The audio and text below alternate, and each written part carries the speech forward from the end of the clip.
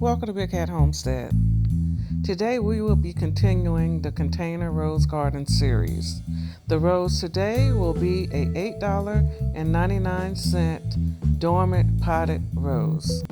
These dormant roses are very easy to take care of, and they're very beautiful when they're in bloom. And for such an inexpensive price, you will be surprised how beautiful they are.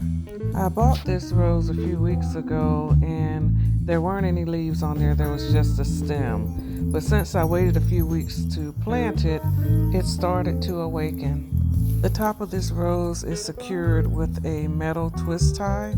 So what I'm doing now is opening that twist tie so we can look at this beautiful rose. This is a pretty sturdy twist tie, and it was pretty tight, which probably helped to keep the moisture inside the rose.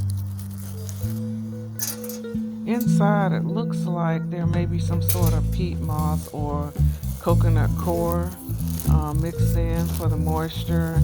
And I also noticed how thick the rootstock is. It looks huge.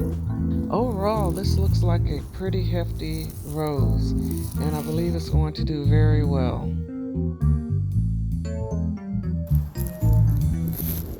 Some of these roses or bare root plants will just come in a bag, but this one actually had a pot inside.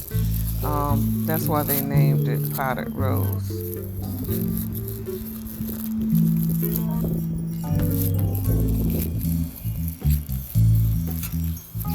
This pot also had the holes in the bottom, which help with the moisture staying contained within the bag without rotting the plant itself out.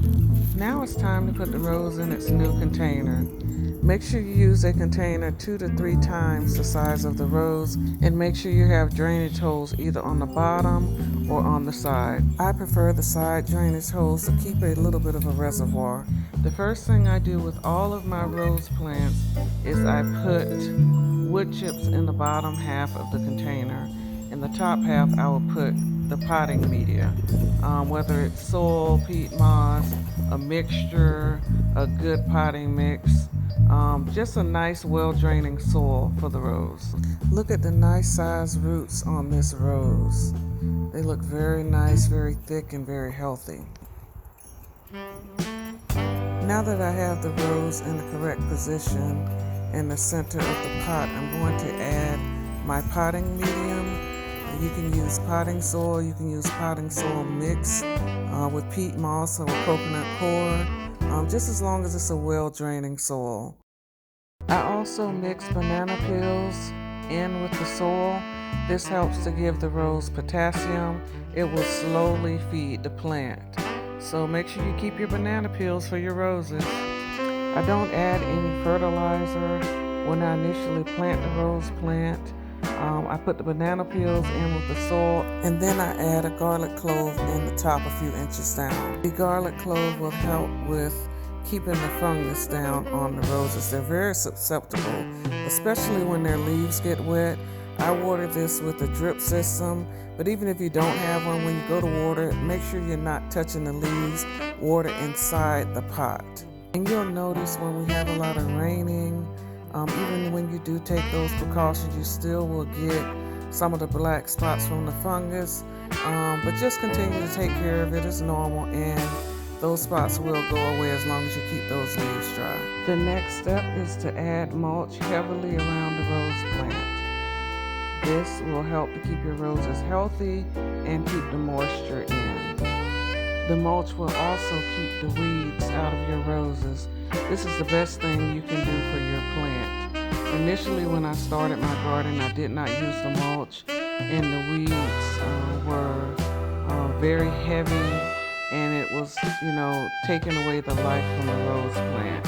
So I did a deep weeding, and I put mulch in my rose pots, and I haven't had that problem since. There are some that still pop up, but they're very easy to maintain and control. And I did make a video of how the weeds almost took over my roses and the deep weeding, so that will be a part of this series as well.